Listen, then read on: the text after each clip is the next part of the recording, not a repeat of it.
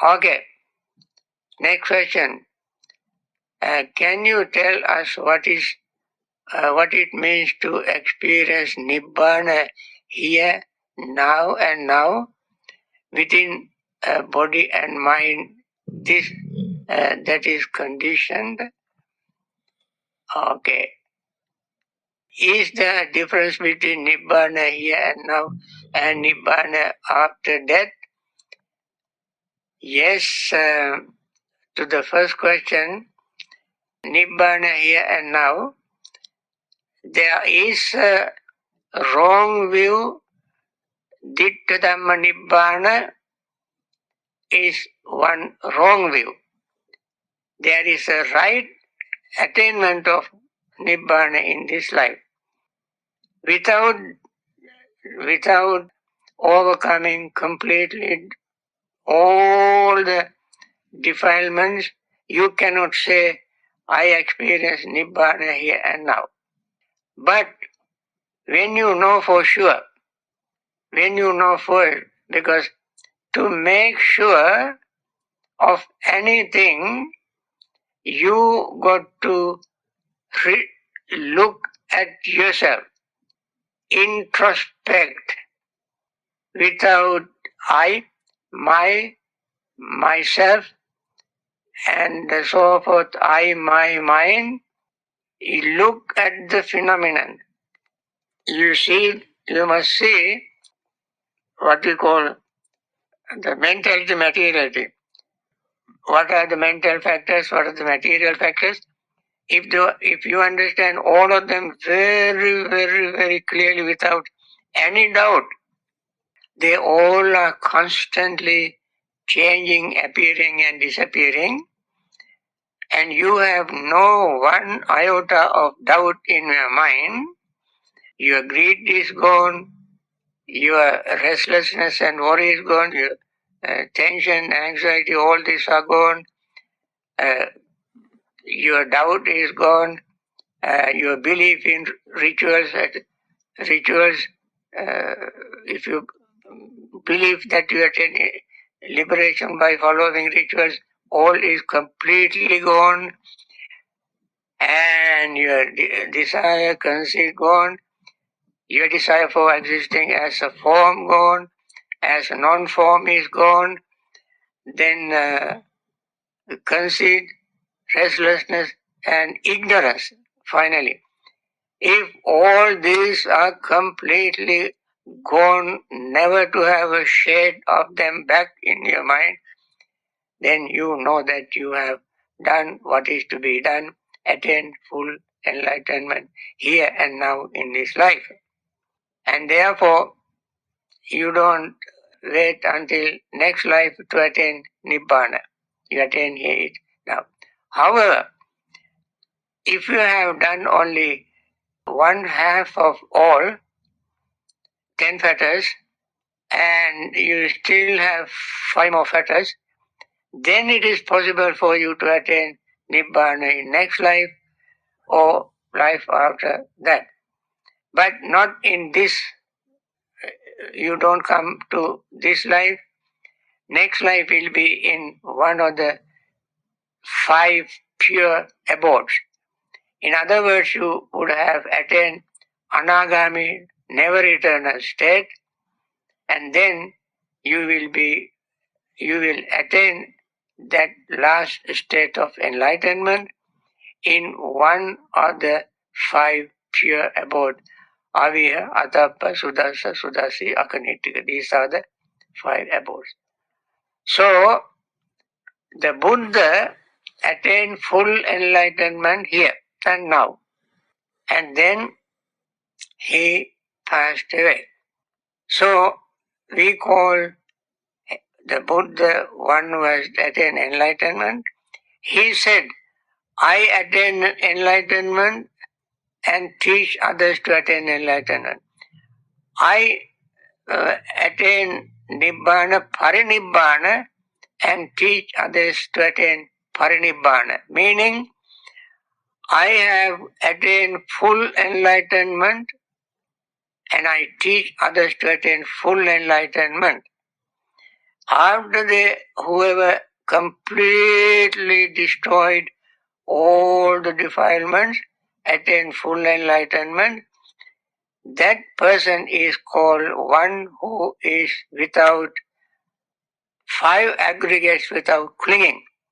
Anupada Nibbana. Anupada Nibbana. Upadana means holding.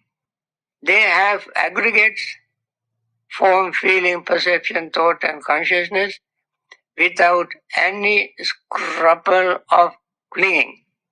Therefore they are called, they attain Anupada Nibbana.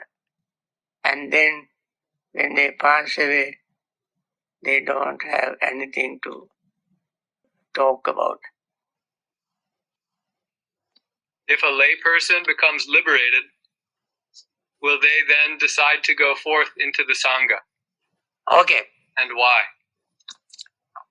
If the layperson is liberated, he is already liberated, he is already a member of fully enlightened Sangha.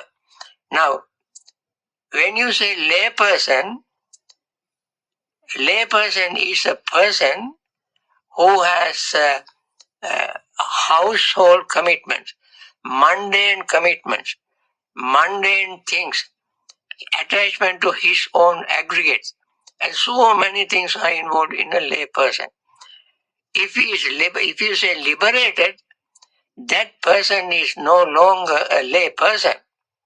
That's a liberated person, enlightened person.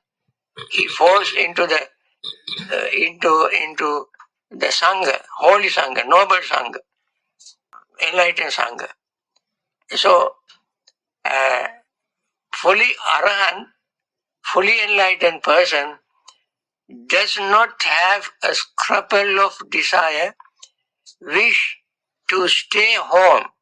He does not have.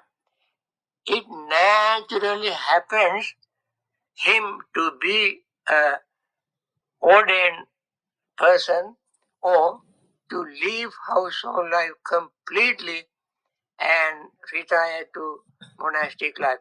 It naturally happens. You don't ask somebody, should I become a monk or nun? You don't have to ask that because it naturally happens. So you are ordained not your body, you ordain your mind. That moment you ordain your mind, then you are no longer a householder. So you don't have to ask whether I should be a monk or not, because you're already a monk, ordained your mind. People think putting on this robe, shaving head, makes you a monk. It is the outer appearance, a form. The real monk is inside. The mind. Mind becomes a monk. Okay. Does liberation mean seeing through ignorance? Yeah, liberation is liberation from ignorance and greed.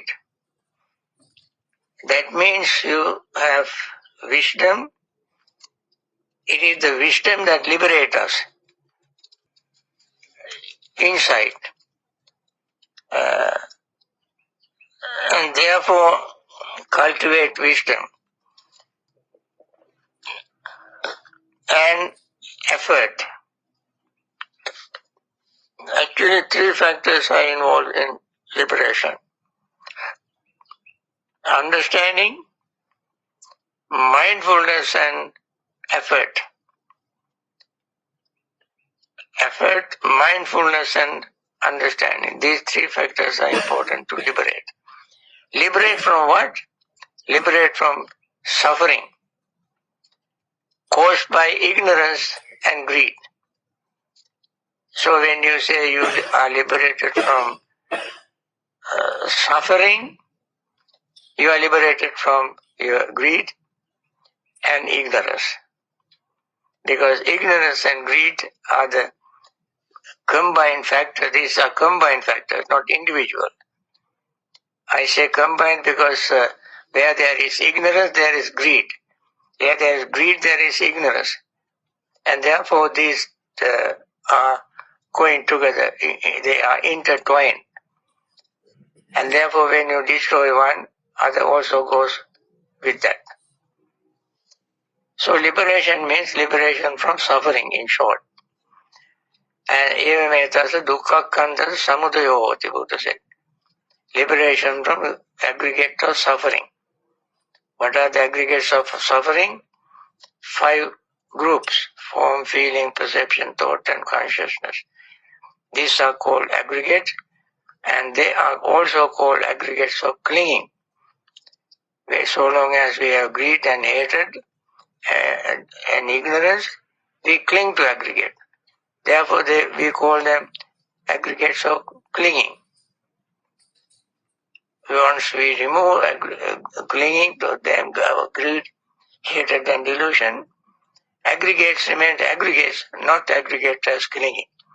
So we want to liberate 5 aggregates or rescue 5 aggregates from aggregates of clinging.